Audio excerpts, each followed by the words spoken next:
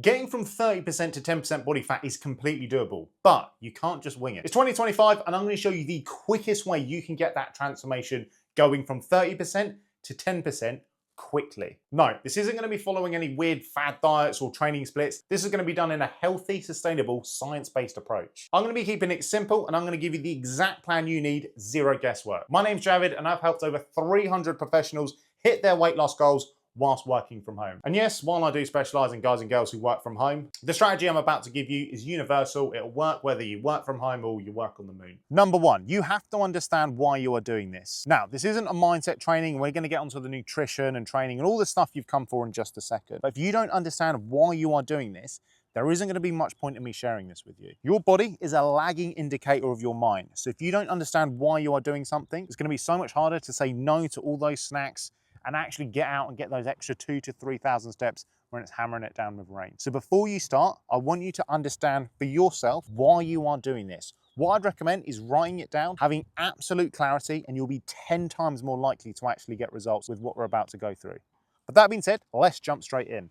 Rule number two, the perfect deficit, going from 30% to 10%, doesn't just mean eating less food and exercising more. We've all been conditioned our whole lives to think, if you want to lose weight, just eat better and move more, right?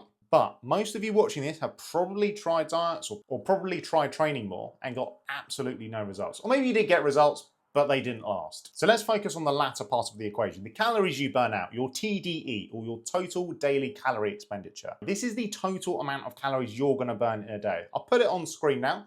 As you can see, it's made up of many different parts. To me, and probably most of you, the most shocking part is the amount of exercise you burn on a day-to-day basis. This section here is the amount of calories you burn every day exercising. As you can see, it's a very small part. So if you're focusing all your energy on that 5%, there's no wonder you're not getting results. You're neglecting the other 95% of the picture. That's why relying on a load of cardio to shift your weight never works. The calories you burn every day should also come from things such as non-exercise activity. For example, me standing at this desk right now is gonna burn more calories than me sat at this desk. Secondly, we also need to focus on this section, the amount of calories we burn every single day just digesting our food. This is called the thermic effect on food. Eating more protein will burn more calories than eating carbohydrates and fats, even if it's the exact same amount of calories you're consuming. And then we have the other 70%, your BMR, or basic metabolic rate, basically your metabolism.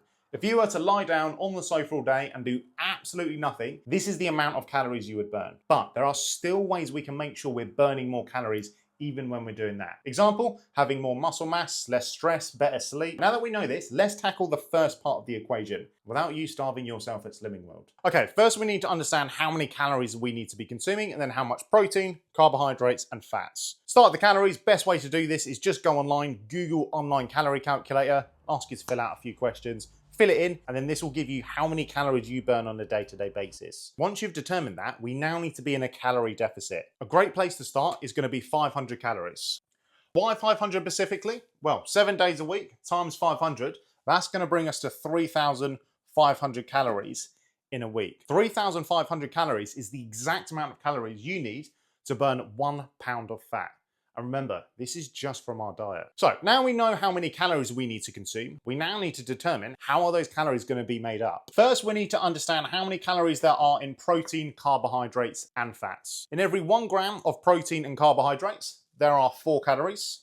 And every 1 gram of fat, there are 9 calories. So let's start with protein. So you guys talking about protein? I love protein. As that's going to be super important for us to stay full, keep lean muscle mass on us. And like I said earlier, we're going to burn more calories digesting it compared to the other two. So how many grams?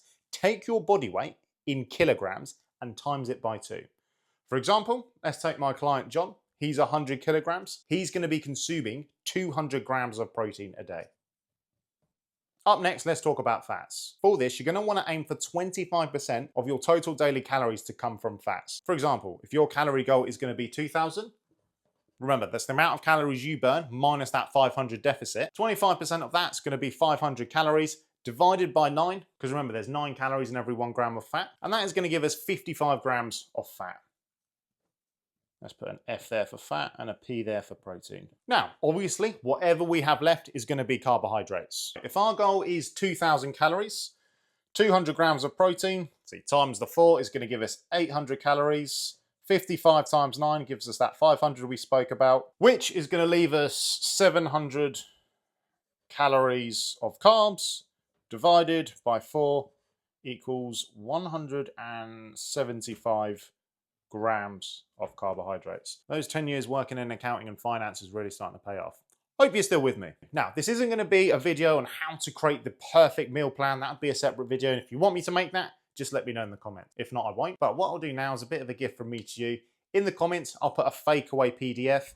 I'll pop it in the comments. I won't ask for your email or anything like that. Just download it. And hey, if you like it, just let me know on Instagram. I'd love to know what your favorite one was. But once we've got the meal plan in place, how do we know if it's working? Most people weigh themselves once, maybe twice a week. They'll do like a weekly weigh-in. A far better approach to this is to weigh yourself every single day. So here's what you're gonna do. Before you eat or drink anything, go and weigh yourself in the bathroom. Record your weight every single day. And then at the end of the week, what you're gonna do is gonna find your average weight, add them all together and divide by 7. If the average weight is going down every single week, congratulations, you're in a calorie deficit. What you want to be looking for is 1 to 2 pounds or 0.5 to 1 kilogram. Also, don't just rely on the scales. Monitor how you're feeling, how you're looking in your clothes. Take measurements. Don't just rely on a number on the scale.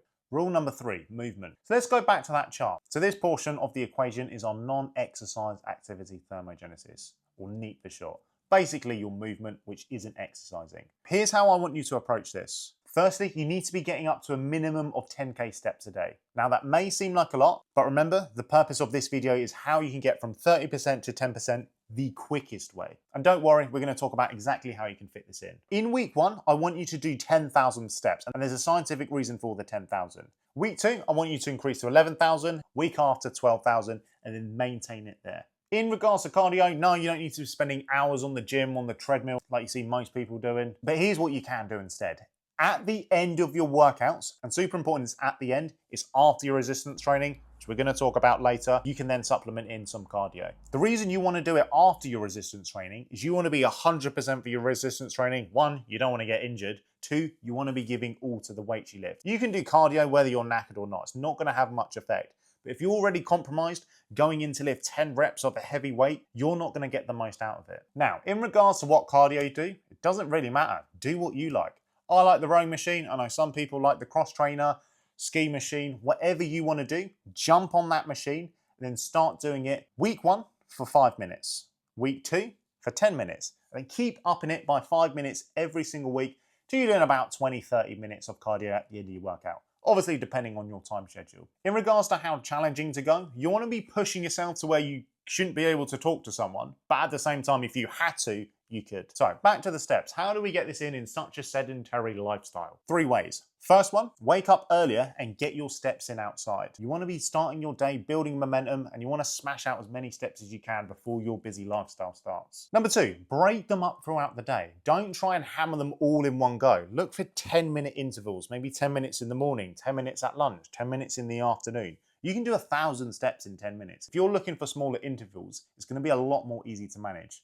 Tip with this one, you do 10 minutes after lunch, it's going to help with your digestion as well. And step number 3, park further away from shops, take the stairs, all the stuff you've probably heard before, but it does make a difference. If you can get in the habit of doing this, day after day, week after week, the compound effect will be massive and that will help you get to your 10, 11, 12,000 step goal. And why did I pick that 10,000? You're going to burn roughly 500 calories doing 10,000 steps. And as we discussed earlier, 500 calories a day, 3,500 calories a week, that is another pound of fat right there. Rule number 4. So we spoke earlier about how 70% of the calories you burn come from when you're at rest. But did you know a great way to burn more calories when you're at rest is simply just to add more muscle mass? By simply having more muscle mass sat on this chair, you are going to burn more calories. Okay, that's great, Javid, but how exactly are we going to do this?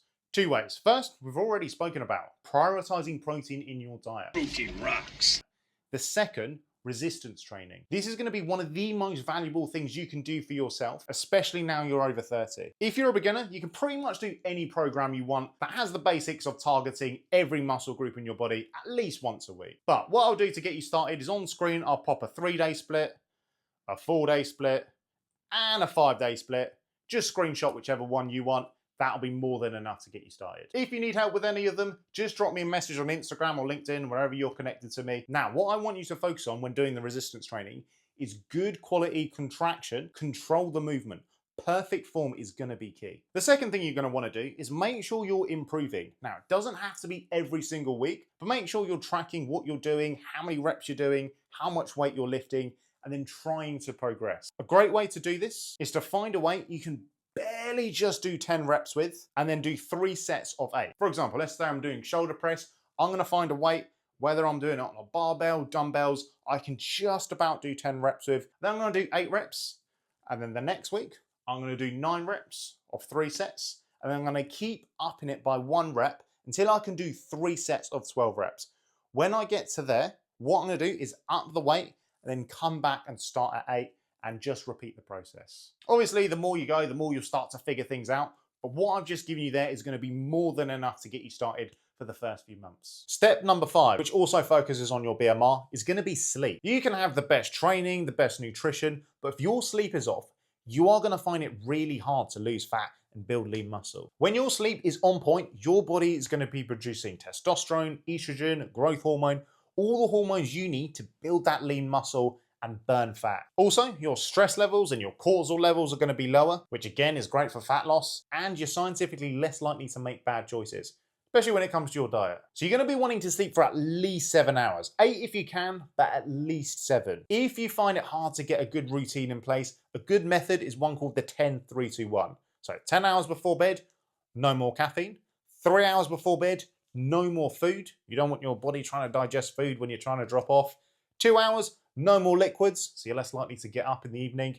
And then the last 1 hour, no more screens. Those screens tell your body it's not time to go to bed. They suppress the melatonin. So if you can, don't have screens. If you have to, a good thing is to use these blue light blockers. Alternatively, turn the screen brightness down as possible. A lot of phones have night mode, blue light blockers, etc. If sleep is something you do struggle with, don't try and implement all of this in one go. Just try and make gradual improvements day after day, week after week. But you want to get to a place where you've got a solid morning routine, evening routine, and you've got that perfect sleep environment. Again, if you want me to make a video on this, just let me know in the comments. But there you have it. That is going to be the quickest way for you to get from 30% to 10% body fat. Now, do not take all of this away and try and implement it overnight. Take a couple of things from each of the rules we've been to and start to add them into your schedule, and then slowly add one after another. If you found this helpful, make sure you subscribe to my page so I know this is the kind of things you like. And I'll see you in the next one.